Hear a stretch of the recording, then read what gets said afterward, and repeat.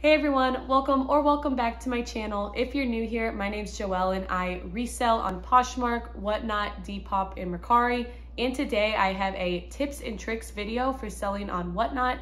And this is definitely catered to more beginner sellers or for people who are kind of struggling to get started on the app. I have been selling on WhatNot for just over 2 months now. I have a show every Saturday morning and then I try to throw in another show sometime during the week. So I've definitely gained a lot of experience in these past 2 months, and I've figured out a lot of stuff that works well for me and a lot of stuff that does not work well for me. Obviously, when you're starting up a new platform, there will be trial and error. I know I have experienced trial and error on WhatNot myself, but I'm hoping that these 6 tips will help you all get a little more acquainted with the app and have some success as a new seller or as a seller that is trying to scale their business. So we're gonna get right into these tips. And my first one is to find your niche. Like I said, I always do one show every Saturday, and I also try to throw in some other shows during the week, but I have definitely noticed that there are 2 categories that sell the best for me. The first one is activewear, and the second one is kind of premium bread and butter brands like Anthropologie, Madewell, Urban Outfitters, and similar brands to those. I've also tried out other shows like Closet Clear Out, Fall Essentials. My bids were starting anywhere between $1 and $5. I also tried out a holiday show and a handbag show. None of those were successful compared to my premium bread and butter shows and my activewear shows. So I think it's important to carefully curate your shows. For me, the holiday one didn't work out too well. I had a variety of New Year's Eve dresses, Christmas sweaters, and then Halloween stuff. It was a very great curated show. I had a lot of very similar items, but it was just a topic that people weren't really into. Whereas with activewear, I am always successful selling Lululemon, Athleta, Nike, and a lot of great activewear brands. I think this is especially important for new sellers or for small sellers, because if you are a bigger seller that has, say, 100+ viewers in your show, you have so many more potential buyers, so you can virtually run anything that you want. The likelihood of something selling is so much higher compared to a smaller seller. But if you are like me, who has anywhere between 20 and 30 people in their shows at a time, I have definitely noticed that having carefully curated shows like an activewear show brings a lot of repeat buyers in and a lot of bundles being made. So moral of the story, when you are a new or small seller, definitely make sure to follow quality over quantity. For me, as I have been following that rule, I have seen a very consistent growth pattern in my activewear shows and my bread and butter shows every single week. My next tip is to choose your day and time wisely for when you are having a show. WhatNot shows are constantly happening, so we are always in competition with each other. But if you ask me, I do not want to be in competition with the huge popular sellers. Just to name a few, and these are all sellers that I really enjoy watching, we have Shop 801 Lane, ZK Styles, That Is Rad, eBay Princess, The Thrift Life, and so many more. First off, I really enjoy going to their shows, but I also do not want to have a show at the same time as them because they are obviously going to take most of the viewers that are on WhatNot while they were having their show. Now, you can't always prevent this because there are a lot of big sellers out there that will typically have 100+ viewers in their shows, and sometimes they do have pop-ups. So obviously those are not preventable, but what you can prevent is starting shows at the exact same time that they have scheduled. The most popular time I have noticed that I almost always avoid is doing weekday evenings, usually between 7 and 10 p.m. I wish I would have screen recorded last Wednesday night. I was scrolling through shows, and not only were there about 40 to 60 shows, give or take, there were probably 4 or 5 sellers that had 100+ viewers in their shows. And I was just looking through all of the other shows that were happening. Almost every other show had anywhere between 1 and 10 people, and I just felt so bad for everybody who was going at that time because there were so many people obviously on WhatNot, but the majority of them were in these big seller shows. So long story short, I avoid weekday evenings, and if you are a new seller, I would recommend that too. But definitely make sure to check out when the big sellers are going, because if you can find a window where there are no big sellers, you can definitely snatch that up and try to get a good weeknight show. This leads me to my next tip, which is to stay consistent. This could mean having a show at the same date and time every week. This could also mean having frequent shows. I will say that I would recommend scheduling your show at least 2 to 3 days in advance so you have plenty of time to load your shop, promote it, and sellers have plenty of time to bookmark it and check out that shop before the show starts. But for me, I like to stay consistent with having my weekly Saturday show. I do call it Saturday Steals, and I usually flip-flop with having an activewear show, and then the next week I'll have a bread and butter show. No matter what other shows I have during the week, my Saturday Steals show remains my most popular one. I think it is a great time to have a show. I've definitely found it to be my most popular time. The best part about staying frequent and consistent is that you are bringing in repeat buyers and repeat viewers, because not only will people bookmark your show, they're also going to know that you are going live at the same time every week, so they know what to look for. So as I said earlier, I have noticed a consistent growth pattern every single week for my Saturday Steals show. I've had a really strong base of people that are starting to be a lot more engaging.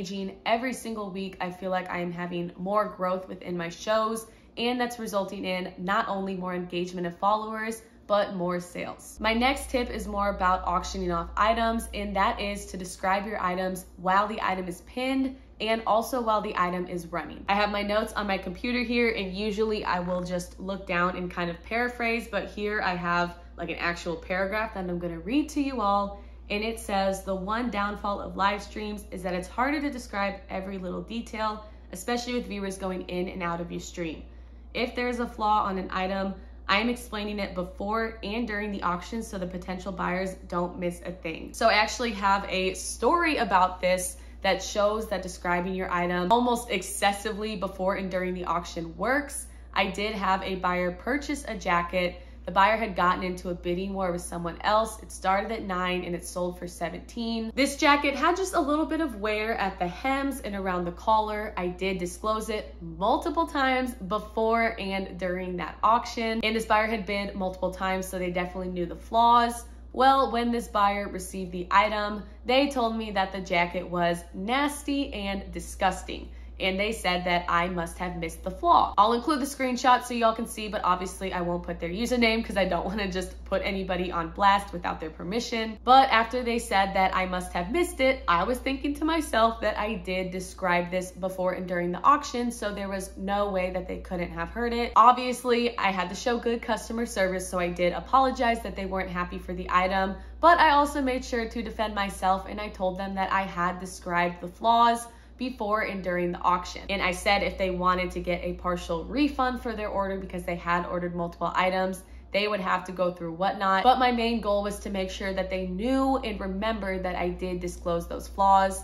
Well, after I had sent them that message, they did acknowledge that I disclosed every little thing about that jacket. They were just very upset that they couldn't clean it. So obviously I felt for the buyer that they weren't able to clean it, but I was also very proud of myself because I did disclose all of those flaws, and that could have been a potential return. And on WhatNot, they will not tell you that you had a return unless it becomes a recurring problem. And so that definitely would have been a strike on my reputation. So moral of the story, always make sure to disclose your items. Never stop doing it while that item is running. I usually do a 20-second auction, and if there is a flaw, I will describe it at least 3 times while that item is running, just to make sure that nobody misses a thing. One more little point that I also forgot to add is that as a buyer on WhatNot, I also like to purchase things, not just sell. I have noticed so many times when I pop into shows that there will be the item right there. The description doesn't have anything, which that's okay if you don't put the flaws in the description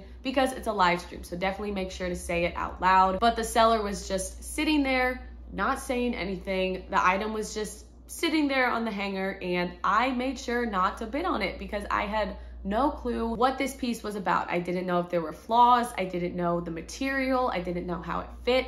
There were just no details being said about this item, and I've definitely noticed that that can affect your sales. So again, just make sure to not only disclose flaws, but also every little detail about your item that you can describe, because that definitely increases your chances of bringing in more buyers. My next tip, I actually want to give credit to my boyfriend for this one because he told me to do something and it worked. It is to display items for sale in your background. So if I had a live auction right now, all of this Plato's Closet inventory that I will be taking to them would be something up for sale. I did that in one of my auctions with a really pretty pair of Coach rain boots. They had never been in any of my WhatNot auctions. They were actually listed on Poshmark, but my boyfriend told me that I should just go ahead and put them in the background to see if anyone was interested in them. lo and behold, the first show that I did that, somebody asked about them and I did say I could run it, but it ended up not being their size. However, his idea still worked because in the next show, I made sure to display them. Somebody asked me to run them and I ended up selling them for $30. WhatNot also makes it really easy to add new items, so that was just a really quick addition to my shop. So definitely make sure to have something exciting in your background to keep your buyers interested in not only things in your shop, but other inventory that you could potentially add to your shop. My next tip is about giveaways, and it is that giveaways do work if you want to gain your following. Now, if you don't want to run a giveaway right at the beginning, I completely understand, because there are definitely a lot of people who will come in, enter a giveaway at the beginning of a show, and then leave right after that giveaway's over, whether they won or not. That can definitely be frustrating as a seller, but it is a part of it. Giveaways are a huge part of WhatNot shows, and people definitely look forward to them. And honestly, it is the easiest way to gain followers on WhatNot and to boost your show on the algorithm, especially if you have people commenting giveaway in the comments. I personally do a giveaway right at the beginning of the show. I have found that it gets a lot of people into your show really quick. My biggest piece of advice to keep people in your show is, while that giveaway is pinned, stay engaged with the chat. One thing I like to do is show people some of the first few items that I'll be running, just so they have something to look forward to. And I also let people know that they can request items if they like, so then I will get those requests ready before I draw that giveaway. Another thing I like to do with giveaways is make a little incentive for more buyers to come. For example, I just had my 1K celebration show today, and I did a giveaway every 5 sales. I think that is a great way to keep buyers engaged, because they know that if they do bid on items, that will result in more giveaways being pinned and more chances for them to win free stuff. And I don't know about you all, but I always enjoy getting free stuff no matter what it is. So I almost always stay in shows when they do have incentives like that for giveaways. All right, I have 2 more tips and tricks to share with you all for being successful on WhatNot.